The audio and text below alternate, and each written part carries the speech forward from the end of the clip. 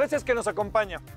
Es un gusto darle la bienvenida en nombre de todas y todos los que hacen posible esta emisión, en una emisión más de México vive nuestro ambiente.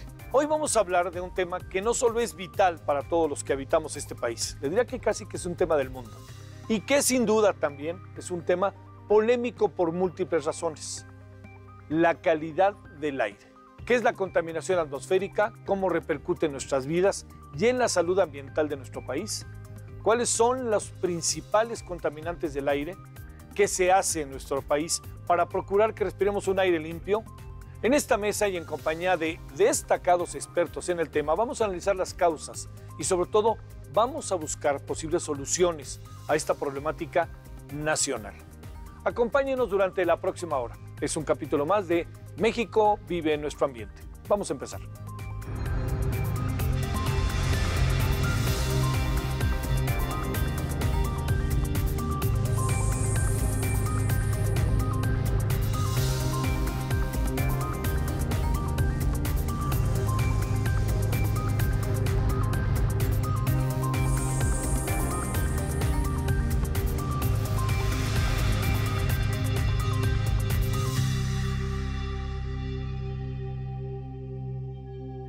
Gracias que nos acompaña. Aquí estamos en un capítulo más de México vive en nuestro ambiente.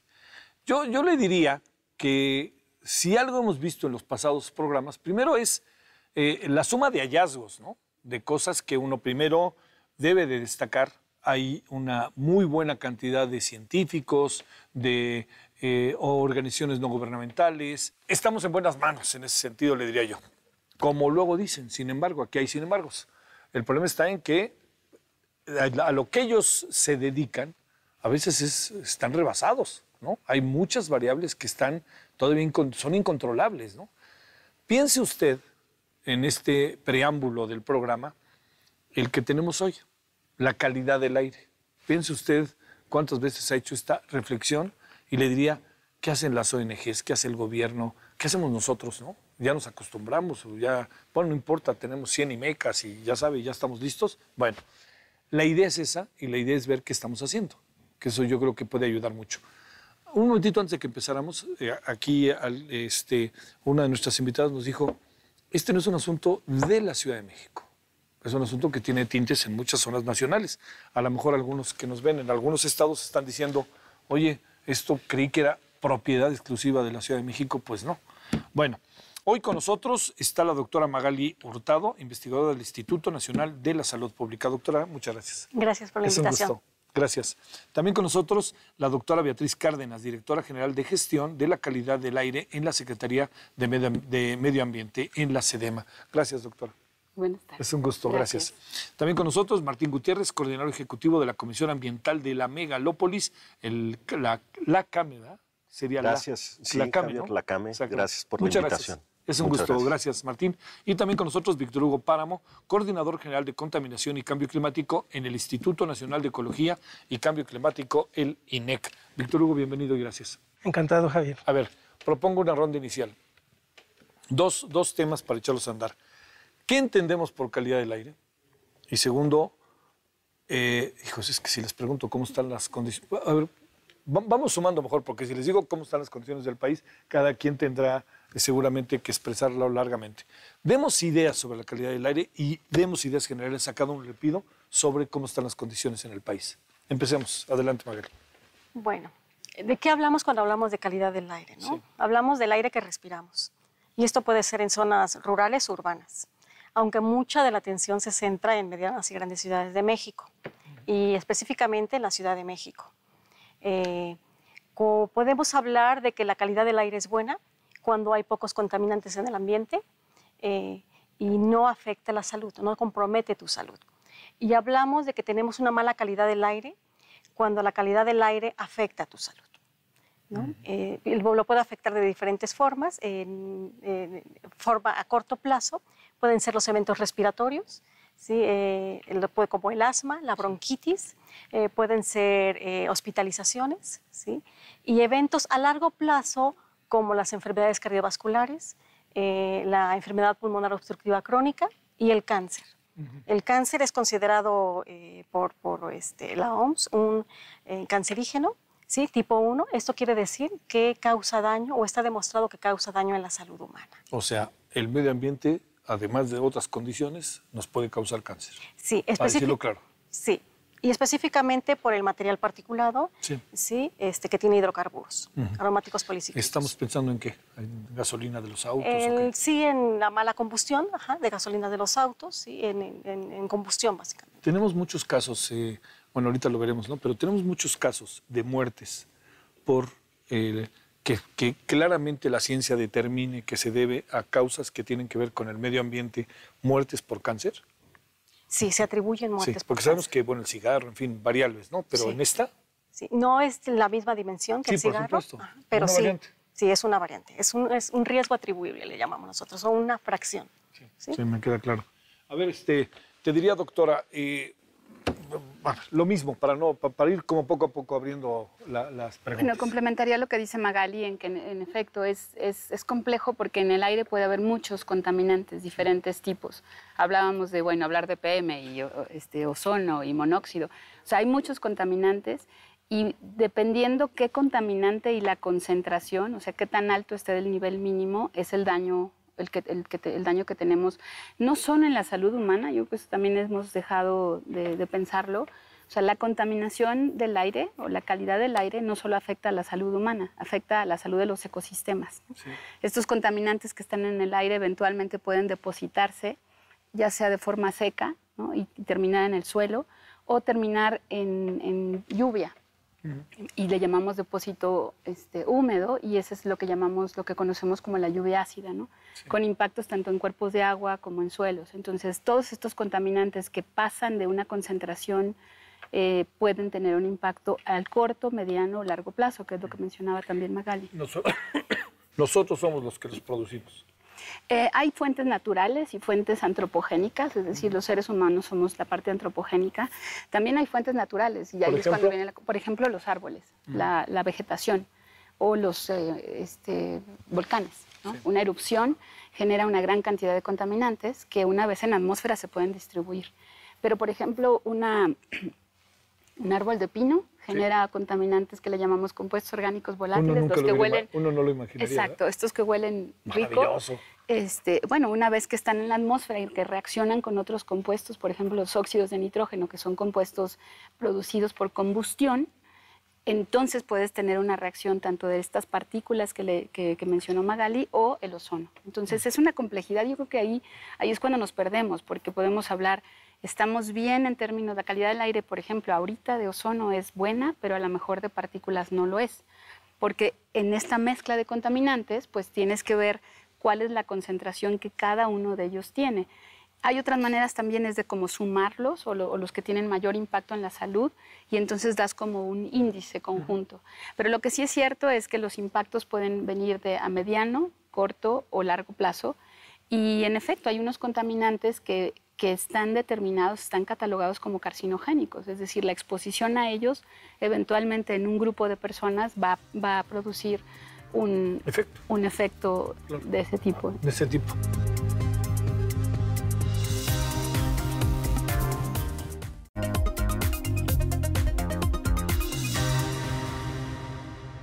Digamos, estando en el caso particularmente de la Ciudad de México y de la megalópolis, porque de repente ya los miden en Guadalajara, los miden en Monterrey, los miden en Puebla, los miden, bueno, en dónde no diría yo. A ver, en una primera mirada te diría, Martín, ¿cómo están las cosas en este sentido? ¿Qué podríamos como definir, delimitar de los terrenos básicos de la calidad, cuando hablamos de la calidad del aire? Algo importante, Javier, es el saber que estamos respirando. O sea, la calidad de aire, como lo dijo Magali, es un tema que está en todo el país, está en todo el mundo. Es lo que respiramos todos los seres humanos, inclusive todos los seres vivos. Entonces, es importante que sepamos qué estamos respirando. Para eso se han hecho esfuerzos grandísimos a nivel federal, a nivel local, para estar estableciendo sistemas de monitoreo atmosférico. Una serie de elementos mecánicos y digamos, elementos muy especializados para medir las composiciones del aire que se respiran en diferentes partes del país.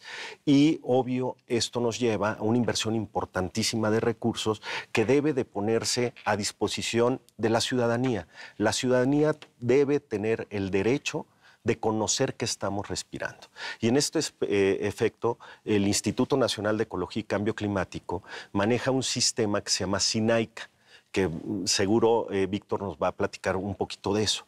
Y eso es poner a disposición en tiempo real o semirreal, lo más cercano posible, para que los habitantes de diferentes ciudades del país sepan qué estamos respirando y cuáles son las condiciones que pueden afectar la salud de la población. En términos de la CAME, yo te puedo decir y te puedo afirmar que no hay un solo ciudadano que respire buena calidad de aire. Tenemos un índice establecido que, como decía la doctora Cárdenas, nos permite establecer cuáles son las condiciones de acuerdo a la zona en la que nos movemos y a la que nos encontramos. Y obvio, este índice también se relaciona con un tema de salud pública. Y cuando se rebasan ciertas condiciones que nos marcan las normas oficiales mexicanas, que establecen los umbrales, digamos, óptimos para ser respirables en nuestro país, y hablando, por ejemplo, del ozono y de las partículas, es la norma 020 y la 025, establecen que cuando se elevan ciertos niveles ya se pone en riesgo la salud de la población. Entonces, en esas condiciones yo te puedo decir, de las 14 ciudades que están dentro de la CAME, de la Comisión Ambiental de la Megalópolis, no hay una que cumpla todo el año las normas que manda nuestro sistema de salud pública. Pero más allá, la Organización Mundial de Salud ha dado directrices cada año y una serie de guías para optimizar los esfuerzos que se realizan por los gobiernos, pero también a la ciudadanía, para que los grupos vulnerables tomen medidas a efecto de protegerse a altas concentraciones de contaminantes. Y eso nos lleva a las autoridades a no escatimar esfuerzos e ir reduciendo los umbrales, haciéndolos cada vez más estrictos a efecto de proteger a la salud de la población. Entonces, en términos reales, no hay un ciudadano que respire buena calidad de aire. Sin embargo, hay que reconocer que medido en el tiempo, las condiciones de los inventarios de emisiones más las concentraciones de contaminantes se vienen midiendo desde hace muchísimo tiempo. En el caso del Valle de México, si nosotros vemos los datos históricos, las condiciones han venido mejorando de manera importantísima. Un dato que te puedo dar es que si comparamos el año anterior a este año, lo que fue la temporada de ozono. Sí. La temporada de ozono de este año, 2018, solo tuvimos 2 días por arriba de los 150 puntos que marca el índice. El año pasado, a esas mismas fechas, ya llevábamos 11 días por arriba de esa norma. Y si nos vamos todavía a 2016, en el 2016 tuvimos 44 días por arriba de los 150. Entonces se han venido mejorando las condiciones, claramente, lo puede consultar, son números totalmente transparentes, no pueden manipularse, mucha gente no nos cree, porque son estaciones automáticas y que reflejan en el Valle de México en tiempo real la calidad de aire, ¿no? Entonces, son temas que como decía la doctora Beatriz, complejos, pero todavía hace falta mucho ciudadanizarlo. Es un tema que yo creo que hay que hablar. Bueno, ahí me guardo una pregunta para el ratito, ahí sobre el tema de la calidad del aire. A ver, Víctor Hugo, como para entrar con eso, y te diría yo, hay una variable ahí fuertísima que no sé si de una vez la sacamos, que es el tema del cambio climático, ¿no? O sea, porque es el propio título del instituto donde trabajas. Sí. A ver. Bueno, evidentemente la atmósfera no es algo que esté hecho de compartimentos. Sí, claro. Es algo que es muy dinámico y que a final de cuentas lo que emites en un lugar, tarde o temprano puede llegar a otros, ¿no? Evidentemente, entre más viajen los contaminantes, más se diluyen, ¿no? Pero la atmósfera es algo que es un sistema abierto en el sentido de que lo que yo esté emitiendo en un lugar, voy a pensar que ahí se va a concentrar, no es cierto. Esta idea la teníamos mucho allá por los años 80, incluso hasta recientemente, en el sentido de que creíamos que solucionando el problema de la contaminación en la zona metropolitana del Valle de México, con eso ya no íbamos a tener problemas. Lo recuerdo. Y bueno, recientemente, hace 2 años, cuando hubo estos picos muy grandes de nuevo de ozono, pues lo que ocurrió en gran medida fue que hubo emisiones que se produjeron en toda la costa del Pacífico de incendios forestales que vinieron a sumarse a la contaminación del Valle de México, y tenemos alguna evidencia ahí que eso propició que los picos fueran mayores. Una causa más. Una causa más. Sí. Hay otro estudio que mandamos a hacer en el INEC, que lo hizo el Centro de Ciencias de la Atmósfera del UNAM, en el cual estuvieron estudiando con modelos cómo las masas de aire se comportan en toda la región de la megalópolis. Y entonces lo que encontraron es que dependiendo de la época del año, de la hora del día, de la estación climática, las masas de aire pueden venir de Morelos hacia el Valle de México, o que dependiendo de la hora del día ir del Valle de México hacia Morelos, de Toluca nos llegan para acá. O sea, ¿Qué cosa? la atmósfera es eso. Entonces, ni cómo, ¿no? es ni cómo una medirlo. es O una- sea, ni cómo preverlo, perdón. no, pero la lección principal de esto es que necesitamos tener este enfoque regional para pensar que algún día vamos a realmente a bajar más los niveles de contaminación en el valle. ¿Sí? Tengo, del tema que estábamos platicando, tengo algunas cifras. A ver. En el instituto es una de nuestras funciones principales es juntar la información que dan las redes de monitoreo del aire del país. Y como mencionaba Martín, lo tenemos en un sistema que uno lo puede consultar y ver hora con hora cuáles son los niveles de contaminación en aproximadamente 30 sistemas de monitoreo. Aparte de eso, hacemos un informe anual, ¿no? El último que tenemos es el del 2016. Y hay, cuando uno lo ve, dice, ¿pero cómo? Si vemos el ozono, por ejemplo, evidentemente la capital y su zona metropolitana, la cantidad de personas, de combustible que consumimos en los hogares, la cantidad de vehículos que hay, pues las emisiones son muy grandes. Y se refleja en el número de días en que no se cumple la norma de protección de la salud. Aquí en la zona metropolitana estamos alrededor del 58% de días fuera de norma. En la Ciudad de México. En la Ciudad de México. Para ozono. Para ozono. El segundo lugar lo tiene la ciudad de Saltillo. Mira. 29% los días fuera de norma. Le sigue Monterrey con el 16%. Guadalajara con el 13%. Y luego aparece Pachuca, ¿no? 12%. Irapuato, del Bajío, 11%. Toluca, 7%. Silao, 6%. Entonces ya con eso uno se va dando cuenta que no solamente el problema es de aquí, ni de Monterrey, ni de Guadalajara. O sea, el Bajío, por ejemplo, es una zona que ha crecido muchísimo. ¿Y a qué a Víctor Hugo, o sea, a qué responde esto? ¿Qué supones? A las emisiones, al tipo de emisiones que se dan. También, por ejemplo, León, Silao ha crecido muchísimo, las ciudades, el número de vehículos se han incrementado. Y en general... Pero, por ejemplo, Irapuato, bueno, pues es que es el Bajío. Es que le pega de Salamanca y de León. Irapuato sí otra cosa, claro. Hay el transporte también que influye en este incumplimiento, ¿no? Y es algo similar con las partículas. Tres son los contaminantes que en general en las ciudades mexicanas se revelan como importantes. El ozono, las partículas menores de 10 micrómetros y las de menos de 2.5 micrómetros.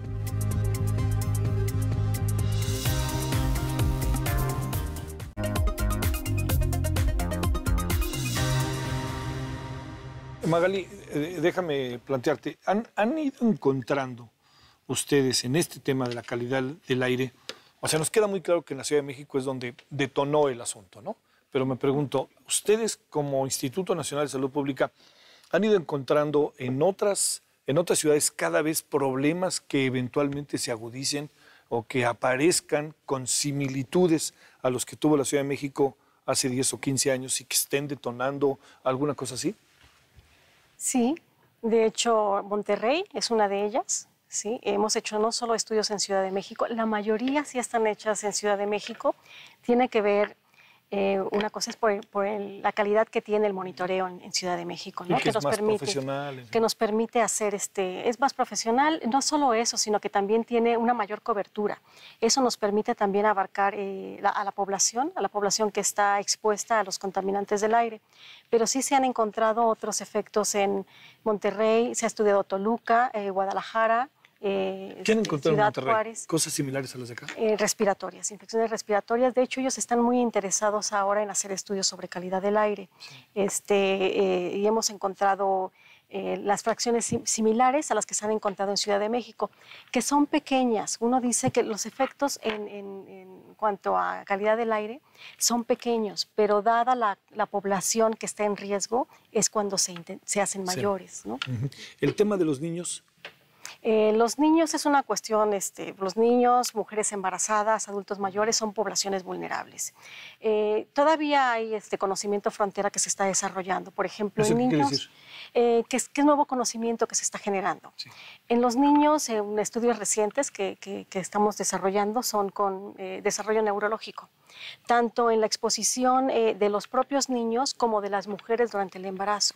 Y se ha encontrado que las mujeres que tienen mayores exposiciones a PM2.5 tienen un déficit en su desarrollo, sus niños al nacer, ¿sí? Y esto alcanza los 2 años, hasta los 4 años. ¿Llega a notarse deformaciones físicas? No se han hecho estudios con deformaciones físicas. Pero si no se han hecho estudios es porque Sí. no la vieron, ¿no? Sí. Seguramente. A ver, déjame preguntarte, Magali, otra cosa. Bajo esta óptica, algo que resulta importante. ¿Ustedes están haciendo lo que deben hacer o qué les falta para cerrar el asunto, ¿no? O sea, estamos midiendo bien, a pesar de las limitantes, ¿no? Como todos dicen. Y en tema de salud, ¿estamos haciendo lo que debemos o no? Yo pensaría que no solo el instituto, el instituto en colaboración con otras instituciones como el INEC, otras universidades, estamos desarrollando investigación que está al nivel de otras universidades en el extranjero, en términos de metodologías, en términos de capacidades de monitoreo, de capacidades de mediciones, en términos de capacidades humanas. Yo sí creo que estamos desarrollando estudios a la altura. Estamos estos de conocimiento frontera, desarrollando lo que va el estado del arte también en otros países, ¿sí? Temas como obesidad, diabetes, que hemos estado estudiando recientemente, y esperanza de vida. Estamos haciendo estudios de cómo el incremento de los contaminantes en el aire decrementa la esperanza de vida. Y eso que empieza a ser alto en México, ¿no? Más bien lo que hemos notado es que sí hay mejora en la calidad del aire, ¿sí? Y esto se nota en que hay una mayor esperanza de vida. Sí, claro. A ver, nos ibas a decir algo. Sí, Javier, fíjate que el tema del monitoreo no solo es hacia el tema de lo que respiramos, sino el Sistema Nacional de Salud tiene instaurado desde los años 80 lo que se llaman las unidades centinela. ¿Esto qué quiere decir? Son, haz de cuenta, desde hospitales, clínicas, que en el momento en el que se van incrementando las concentraciones de contaminantes, se empiezan a registrar las visitas o padecimientos que en ese momento van y acuden a las unidades centinela. Eso da una pauta de que cada cuánto se va incrementando a su vez en concentraciones los padecimientos que van a una consulta, desde infecciones respiratorias, desde infecciones de dolor de oídos, la otitis, el tema de afectaciones en los ojos, esta pesadez que tenemos a veces cuando respiramos, que te arde la garganta, te duele la cabeza, o sea, todos esos síntomas se van registrando. En el caso del Valle de México tenemos 200 unidades centinela, que al momento en que nosotros decretamos una contingencia ambiental, nos van reportando cuál es el comportamiento que tienen estas unidades centinela. Y es impresionante, Javier, el cómo ves cuando se va el pico, por ejemplo, hablando de ozono, cómo se incrementa todas las visitas en estas unidades, sobre todo en infecciones respiratorias agudas, el tema de episodios de asma y el tema de condiciones de otitis, dolor de oídos y obvio la conjuntivitis. Entonces, casi hay un match perfecto en las gráficas, tú lo puedes ver, y esa información las tenemos desde los años 80. Entonces, tú puedes ver este comportamiento también en el tema de salud. Pero es tan importante que todos tengamos en cuenta esto, porque sí hay un grupo vulnerable, que son los niños menores a 6 años, adultos mayores, las mujeres embarazadas, pero también ya hay personas que tienen unos padecimientos que se agravan y se vuelven crónicos cuando tenemos niveles altos de concentraciones de contaminantes. Por ejemplo, todas las personas que tienen ya una cardiopatía, un problema vascular o respiratorio, les puede detonar un agravamiento de este padecimiento. Y esto se mide, y hay ONGs, la Organización Mundial de Salud, que va dando seguimiento a esto. Y, por ejemplo, el INCO en México ha dicho que le cuesta al país la atención a los padecimientos en temas de dinero alrededor del 7% del PIB nacional, Javier. Es un tema que debemos de tomarlo con una atención y su importancia que debiera. Y esto porque todos somos causantes del problema. Todos lo respiramos, pero todos consumimos combustibles fósiles, la forma en la que nos trasladamos, la forma en la que nosotros estamos viviendo prácticamente en una sociedad de consumo, donde hay elementos que no necesitamos, pero que los estamos consumiendo, van agravando el problema.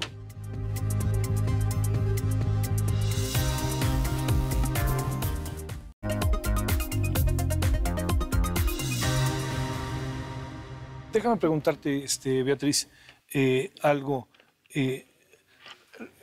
Gestionar, que es al fin y al cabo tu área, gestionar la calidad del aire. A ver, ¿cómo se gestiona? Y lo pregunto un poco pensando en algunos de los datos que entiendo que yo quisiera pensar que trabajan transversalmente, ¿no? Todos ustedes, puede haber una cosa u otra, pero todos tienen que ver con todos, ¿no? A ver, ¿cómo se puede gestionar la calidad del aire, la buena calidad del aire, pero cómo se gestiona? ¿Qué es lo que haces tú? Pues la gestión de la calidad del aire es el conjunto de herramientas y de políticas públicas que tienes para mejorar la calidad del aire, ¿no? Y eso considera el control de emisiones de las fuentes principales, ¿no? O sea, estaría difícil controlar fuentes naturales, pero sí puedes controlar, por ejemplo, el tema de incendios forestales, ¿no? O por lo menos integrarlo en tu gestión y también considerar cuáles serían los impactos. Como bien se mencionó, el caso de los incendios forestales han sido, en el 98 fue otro tema en donde los niveles de partículas se registraron niveles altos en varios puntos de México, entre ellos Ciudad de México. ¿Dónde fueron esos incendios? En Yucatán. En Yucatán, claro. Y bueno, este es también el tema. Cuando gestionas calidad del aire, por supuesto, tienes que pensar en el caso de nosotros, de la Ciudad de México, ¿no?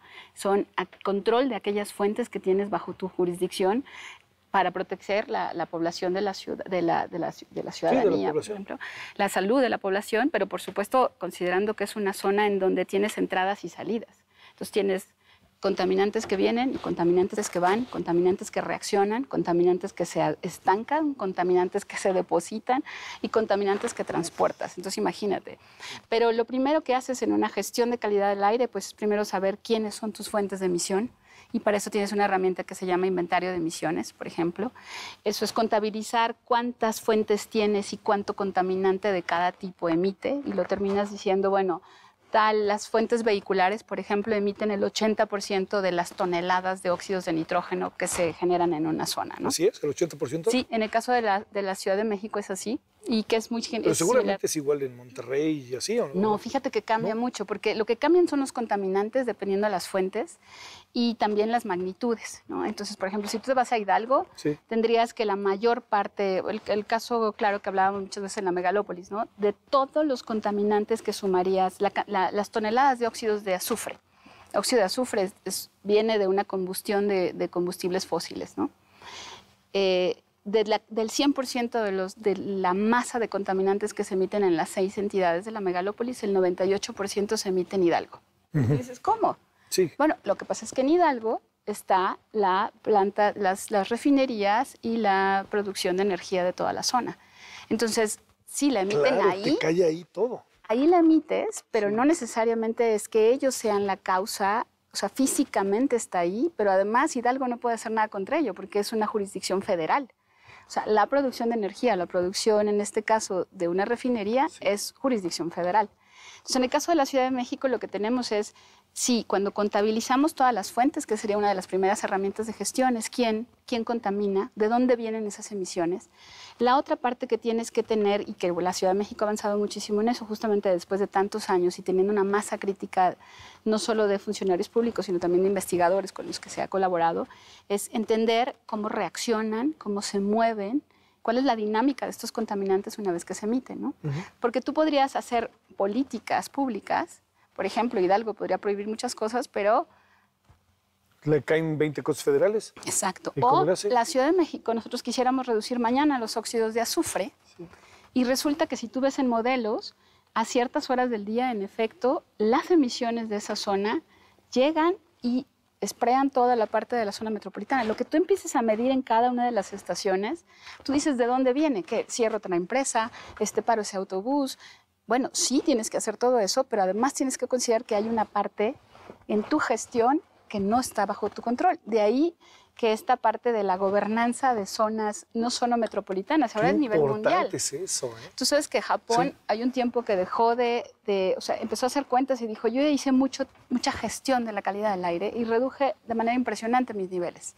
Pero si yo quisiera reducir aún más, ¿qué me sale más barato? Me sale más barato trabajar con China porque ellos me exportan contaminantes y si yo sigo haciendo, pero si no controlo esas fuentes, entonces nunca voy a llegar a niveles más bajos. Lo cual, la Ciudad de México tendría que gestionar con Morelos, con Hidalgo, el Estado de México. Querétaro. Y ellos también tendrían que considerar que nosotros en cierto momento exportamos. Por supuesto. De hecho, ese es parte del tema. O sea, si yo te decía al principio, cuando tú preguntas en un grupo de personas, ¿quiénes de ustedes creen que la calidad del aire en la Ciudad de México ha mejorado? Muy poca gente lo reconoce. Dice, no, al contrario, ¿no tenemos más contingencias? Sí, porque los niveles se han hecho más estrictos para detonarla, pero si tú comparas lo que tú hablabas, por ejemplo, en los 90, tú te acuerdas cuando tenías contingencia, tenías que llegar a 400, llegamos a tener 400 partes por billón, que es una manera de medir. Sería una locura, ¿no? Ahora tenemos 150. O sea, este tema ¿Hoy tenemos cuánto? 150 ya detonaría una fase 1, ¿no? El dato que menciona el doctor Páramo, en el 2014 y en el 2016 tuvimos estos niveles en donde justamente la crisis del 2016 llegamos a 200. O sea, 200. Y fueron 2 o 3 horas. En los 90, si tú ves las gráficas, no solamente eran los niveles tan altos, llegamos a llegar a 450, ni siquiera Los Ángeles llegó tan alto. Y además no era nada más una hora, eran varias horas del día. Ahora hablamos de una temporada de ozono, ¿no? De febrero a junio, los niveles más altos, radiación solar, estabilidad atmosférica, ¿no? Antes tú ves cuántos días en el año teníamos estos niveles de arriba de 200 partes por billón, era todo el año, no tenías temporada. ¿Cuántos días llevamos en la ciudad? Creo que 1 o 2, ¿no? 2 solamente. 2 solamente. En realidad uno se detonó por un tiempo, se presentó por muy tiempo, y es algo que también hemos analizado con los datos del monitoreo de la Ciudad de México. ¿Cuántas horas? No solamente se ha reducido el número de días, sino el número de horas y por supuesto los picos. Eso no quiere decir que tengamos resuelto el problema, porque si tú ves, si no hubiese hecho nada la Ciudad de México en los últimos 25 años, el número de días o de días perdidos o de años perdidos en la población sería muchísimo mayor que el que todavía tenemos. Entonces, mucho por remontar, pero sí hay que reconocer que gracias a esta gestión sí se hizo mucho y desafortunadamente la Ciudad de México es una de las pocas ciudades, digo desafortunadamente porque deberíamos tener más casos de éxitos en el país, pero viendo toda esta tendencia, ¿por qué ciudades más pequeñas que en ese entonces no medían? Pero el no medir no quiere decir que no tengas contaminantes, ¿no? Víctor Hugo mencionaba varias ciudades, pero pregunta desde hace cuánto están midiendo. Pues están midiendo desde hace unos años, sí, ¿no? Pero, a ver, pero hace 20 años no tenías mediciones. De las ciudades que mencionaste, Víctor Hugo, ¿cuáles no miden? Todas están midiendo. Todas ya están midiendo. Sí, por eso tenemos los datos. Junto con lo que nos vas a decir, Víctor Hugo, hay una parte que he repetido en 2 ocasiones, me voy a repetir otra vez, que es la siguiente. Cuando uno ve lo que pasa en el país con los temblores, uno se pregunta cuántas personas en México se dedican al estudio de los sismos. cuántas personas están en los centros sismológicos, etcétera. Y el otro día me decía la directora del sismológico de la UNAM que se dedican 50 personas. Aquí la pregunta es, junto con lo que nos vas a decir, el tamaño del problema ha generado una profesionalización del problema en el sentido de formación de jóvenes, etcétera, que se han metido a estudiar este fenómeno, o ustedes son pues los que van mano y atrás volteas y no hay, porque el problema no se va mañana. Sí, El problema no se va mañana, ¿no? O sea, por más que midamos y que el problema va a estar, o sea, por lo que acaban diciendo, ¿no? Se junta un aire con otro aire y bueno, lo que ustedes hacen para medir la megalópolis, ¿no?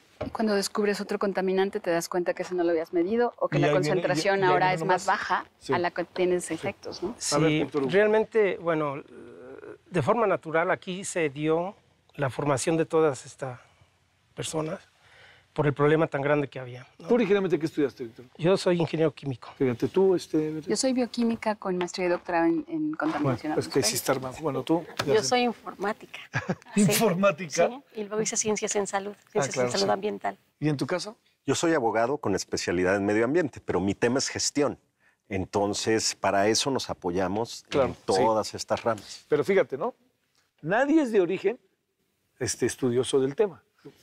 Fue el desarrollo lo que los llevó a ir, que también Sí, tiene que ver con vocación y compromiso, ¿no? Que típicamente casi en todos los países Es igual. ha sido así. Claro. O sea, el estudio de la contaminación y muchas veces del medio ambiente ha sido a partir, o más bien como estudios de posgrado, más bien, ¿no? de especialización. Entonces sí, efectivamente yo creo que nos falta mucha gente. Aquí hay una muy buena masa crítica. El INEC, bueno, hay un grupo que ya viene de muchos años, con unos laboratorios muy bien montados. Está el Centro de Ciencias de la Atmósfera, que también hay un buen número de investigadores, pero a partir de ahí, pues tienes en la UAM 1 o 2 personas, aquí tienes en Monterrey también 1 o 2 personas, 2 investigadores. O sea, te sales de aquí y son muy pocos investigadores los que están ¿Los metidos en gobiernos el- alientan esto o no lo alientan? Para decirlo claro. Depende. Hay algunos que sí, algunos de ellos se apoyan en las universidades locales y es cuando tienes un grupito pequeño, casi siempre son pequeños, pero justamente eso es una de las partes que nos toca a nosotros en el INEC, es hacer la investigación con ellos para estudiar los problemas que existen localmente. Ese es algo que, bueno, el INEC es muy joven, entonces, pero es parte de lo que en el futuro pensamos que el instituto deberá seguir haciendo.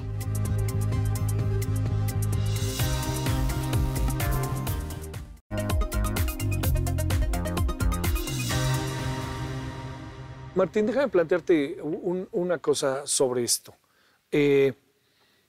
Un poco como en esos terrenos en donde entiendo que ustedes hacen un gran esfuerzo, las dependencias, etcétera, pero diría yo en general sí estamos haciendo lo que tendríamos que hacer, pero a lo mejor no contamos con el aliado que deberíamos de contar, que son los ciudadanos, para decirlo claro.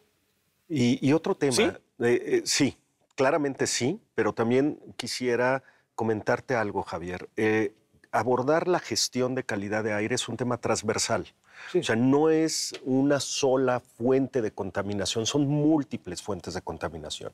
Y mucho tiene que ver también con la expansión de las ciudades, cómo hemos planeado mal el crecimiento de las ciudades. En el caso de la megalópolis hemos venido haciendo una serie de análisis, estudios, modelajes de qué nos llevó a tal circunstancia y qué hicimos mal y qué debemos de no repetir y obvio qué debemos de hacer bien. Y para eso tenemos información científica que nos da este patrón y tenemos un documento de qué estrategias debemos de hacer para mejorar de manera paulatina las condiciones de todas las ciudades de la megalópolis. Es lo que le llamamos el proaire de la megalópolis. Tiene un espectro muy claro en tiempo, tiene indicadores muy claros, 6 líneas estratégicas, 38 acciones y todas son de carácter transversal. Entonces tenemos que pensar en sí, compactar las ciudades, un crecimiento orientado a transporte, tenemos que pensar la forma en la que vamos a crecer cómo vamos a resolver el problema que ya tenemos, y eso nos lleva a transporte, cómo generar más kilómetros de transporte para dejar el vehículo particular en tu casa, un transporte seguro de bajas emisiones con nuevos usos de combustibles, y obvio también tenemos que pensar en retomar todos los esquemas de proteger la biodiversidad, proteger todo el capital natural que está dentro de las ciudades. Estamos hablando de los parques, de los bosques urbanos, pero también hay un cinturón en la megalópolis que le llamamos el cinturón verde, que hay que proteger, hay que erradicar en la medida de lo posible los incendios forestales. Tenemos también que voltear a todo lo que es la industria, el cómo se está produciendo, qué elemento que ya está detectado, ya está analizado, hay que normarlo. Entonces, en todo lo que llevamos del ejercicio del Proaire de la megalópolis, ya tenemos 4 normas federales que van a regular ingenios azucareros, cemento, que van a regular el uso de elementos que utilizan vapores, el tema de recuperación de vapores en gasolineras. O sea, hay que ir generando un espectro transversal para resolver un solo problema. Sí. Ahora, se ha hablado mucho del tamaño de las partículas, esto de PM.10, PM2.5, PM1. Esto tiene que ver con el tamaño de las partículas que respiramos. Hay unas que podemos de alguna manera detener con nuestro sistema respiratorio, pero entre más pequeñitas se integran supongo que se meten, ¿no? Al torrente sanguíneo directamente, Javier. Entonces, por eso es que todo esto debemos de tomarlo en una dimensión correcta y sumar al ciudadano.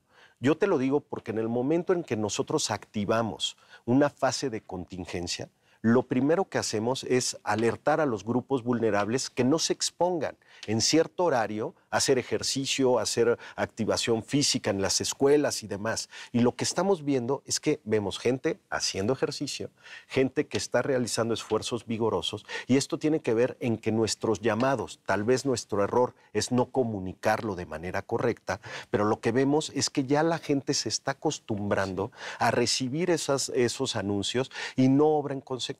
Lo más importante para la gente cuando activamos contingencia es quién circula o quién no circula. Cuando la verdad lo que debemos de hacer es todos sumarnos a una acción colectiva para proteger la salud de nuestra familia, en primer lugar, proteger la salud de todos y obvio ser conscientes de que en esos espectros de contingencia estamos sujetos, y eso es bien importante, Javier, también no lo hemos comentado, hay una variante clave en el tema de calidad de aire y es el clima.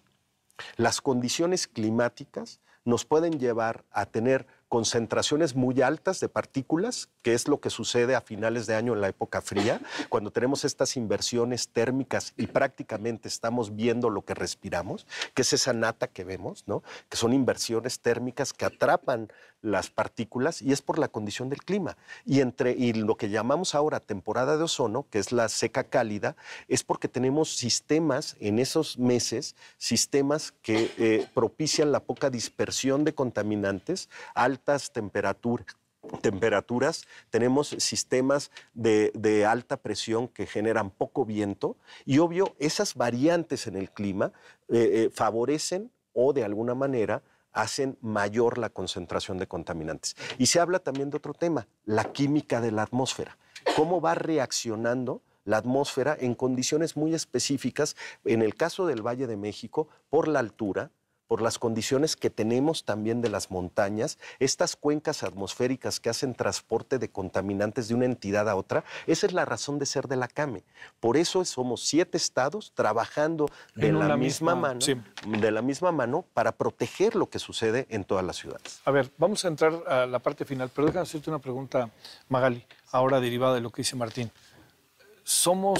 Tenemos una dosis alta de irresponsabilidad cuando nos dicen no salgas a correr, no hagas ejercicio, pero también uno trae una dinámica en su vida, ¿no? Que uno no quiere dejar, es una paradoja ahí rarísima.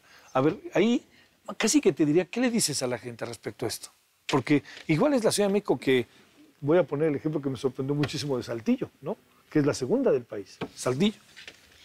Pues que hay que seguir las recomendaciones, ¿no? Digo, por algo se hicieron esas recomendaciones, no salieron fortuitamente, sino que fue sentarnos a ver cuáles eran los límites permisibles, cuáles podrían ser los grupos vulnerables y que siguieran las recomendaciones. Digo, sí cuesta cambiar tu hábito. Tu hábito, sí. Pero es para proteger nuestra salud. Bueno, a ver, déjenme plantearles, a ver, una cosa antes de llegar a la parte final, ahí para que lancen algunas ideas. Comparándonos con el mundo, Víctor Hugo, ¿cómo andamos? O sea, yo entiendo que China es maravilloso para decir, miren, no estamos como los chinos, porque esas fotos de Beijing son una cosa de locura. Pero a ver, una reflexión de ello antes de que lancen ideas finales. No traigo estadísticas no en importa, este momento, pero digo, no estamos al extremo como está Asia. Asia es una cosa, y se explica muy fácilmente por todo este desarrollo que tuvieron, sí, claro. este boom, o sea, Sí, no es de claro. otra manera, y además, pues hacer un desarrollo así no te da tiempo de meter una política fuerte. Ahorita ya lo están haciendo. Lo que sí podemos decir es que ellos van avanzando muy rápido, están mejorando el ambiente muy rápido, pero le están inyectando mucho ¿Londres recursos. ha mejorado? En China. Pero digo, ¿Londres ha mejorado? Londres, sí. También, ¿no? Ahí entras ya a un esquema, yo le llamo sofisticado, en donde además las intervenciones son más quirúrgicas, ¿no? En Londres, pues dijeron al centro ya nada más entran los vehículos limpios, ¿no? El que quiere entrar, pues paga. O sea, son medidas ya fuertes. Aquí, pues yo creo que tenemos... Oye, con muy buen transporte público. Sí, eso es medular. Si no tenemos, y yo insisto siempre en que debe ser metropolitano. O sea, aquí a veces decimos, bueno, es que aquí está el límite del estado y pues no es cierto. Las gentes viven allá y trabajan acá o al revés. Hay una Entonces, migración. eso es imperativo que el esquema de gestión sea metropolitano. Tienen que entrarle los gobiernos estatales y el gobierno federal. A ver, tenemos 4 minutitos, cada quien 1 minuto, ¿no? Así un poco, ¿se acuerdan que les decía, no? A ver si les parece, que ideas sobre qué le decimos a la gente. Empezamos, si quieres, si no tienes inconveniente, Martín, ¿qué le decimos al público que nos está viendo? Porque también hay algo, ¿no? No digo que hay que cacarear el huevo, pero dirían los clásicos, mancos no estamos, ¿no? Hemos hecho cosas, o han hecho ustedes y nosotros como sociedad. Entonces, si no te importa, Martín, empezamos contigo. Claro, Javier. Lo he repetido muchas veces en mis intervenciones. Todos somos parte del problema, debemos de ser parte de la solución. Y eso es la forma en la que nosotros primero recibimos la información, que esto nos lleva a primero informarte. Hay una serie de herramientas que ya cuentan aquí en la Ciudad de México. Hay una herramienta que pueden bajar en su teléfono inteligente que se llama Aire CDMX y pueden checar las condiciones en donde se encuentren, a la hora en la que se encuentren, para tomar decisiones inteligentes, para ejercitarte, para saber cómo mover a tus niños ahora que estamos en vacaciones y que sean conscientes de que lo que las autoridades estamos informando en calidad de aire, una, es veraz. 2, puede ser comprobable. Se meten a la página de internet de SEDEMA y pueden ver todo lo que estamos hablando y todas las recomendaciones de qué es lo que se puede hacer. Entonces, sumemos acciones colectivas a resolver un problema que es de todos. O sea, esas palabritas, acciones colectivas, tienes toda la razón, Martín. Ahí pensar. A ver, ¿qué pensamos? Yo creo que la gente necesita la información. A mí me parece que, como decía Martín, a lo mejor no sabemos transmitirla. Yo siempre he pensado que esta cuestión de decirle a la gente que vea los niveles y se proteja, se las debe dar los médicos o en las escuelas. O sea, es ahí. Oye, perdón, en ese punto. Ahí va el mea culpa, o los medios. O los medios también. Pero los medios en general lo dan. ¿Pero no tienes la impresión de que lo hemos dejado de hacer un poco, Víctor Hugo? Quizás, pero yo creo que si tu médico te dice, bueno, sí, tienes toda la razón. Tienes un niño que está enfermo de asma y cosas así, vas al médico. Sí. Entonces, debe ser el médico el que, ahora sí por decirlo, obligue a los papás a que vean y cuando está mala situación para el niño, tomen las medidas necesarias. Yo creo que allí, por lo menos, estaríamos protegiendo a la población muy sensible. Yo un día platicaba con un amigo que también está metido en los asuntos a los que hemos discutido, que decía, no sería mala idea colocar en todas partes, un poco como cuando vas al mar, ¿no? Que está la marea baja, alta. Con banderillas, pues, ¿no? No se meta ahorita, Sí, le cosas hace así, caso, ¿no? A ver, ¿qué piensas, Magali? Pues, ciertamente el aire que respiramos no es totalmente, ¿no?, saludable, y no es bueno para la salud humana, pero se ha avanzado bastante. Bueno, no hay manera, ¿no? También, digamos así, una especie de cambio dramático de 180 grados está difícil. Sí, pero se ha avanzado, se han avanzado. restringido más los límites permisibles. De hecho, nos acercamos tratamos de acercarnos a las guías que recomienda la OMS. Y nosotros lo que creemos es que la salud debe de ser el eje rector, ¿no?, para gestionar la calidad del aire, para reducir las emisiones, para también actualizar las normas también de la OMS y para hacer prevención. Sí, ahí está, prevención, que esa es una clave. A ver, yo te diría, doctora, a ver, ¿cómo cerramos? Sobre todo porque me llama mucho la atención que además yo creo que debemos de tomar todos conciencia de lo que ustedes hacen, pero que hay uno que tenga que ver con la gestión de la calidad del aire. Sí, que yo diría que sí hemos avanzado. Primero, que el problema de calidad del aire es un tema de importancia, que si bien hemos avanzado, nos falta todavía mucho, porque cada vez que tengamos reducciones en esta exposición, realmente vamos a tener beneficios en nuestra salud. Que hay otros temas que no les hemos puesto. En efecto, la salud de la población es importante, pero hay impactos en ecosistemas. Los bosques son dañados también por la contaminación. Los cultivos agrícolas pueden tener una reducción en su producción por la contaminación. Incluso, no solamente los seres vivos, o sea, nuestras grandes pasivos o nuestros monumentos nacionales sufren cuando hay contaminación y cuando hay una reacción Sí, entre claro. estos contaminantes. Entonces, que sí somos parte todos, y yo creo que parte de la información no solamente saber cuál es la concentración a la que nos estamos exponiendo, sino de qué manera realmente a nivel personal podemos reducir nuestra huella en términos de emisiones. ¿Cuántas veces uso el vehículo? ¿Qué combustible uso? ¿Qué productos compro? O sea, nuestra forma de vida tiene que ver mucho con las emisiones que tenemos, y sí podemos hacer definitivamente un cambio y contribuir a reducir esta contaminación. Víctor Hugo, muchas gracias. Encantado. Es un gusto, doctora, muchas gracias. Muchas gracias, Martín, muchas gracias. Muchas gracias, Magali. Gracias. Gracias a usted que estuvo con nosotros. Calidad del aire en este tema que se avanza, pero claramente han establecido hoy los participantes en nuestra mesa que hay un camino largo y diría yo de necesaria atención todavía por caminar y por establecer. Bueno, de nuevo muchas gracias. ¿Sí? Gracias en nombre de todas y todos los que han hecho posible este programa. Pásela bien, adiós.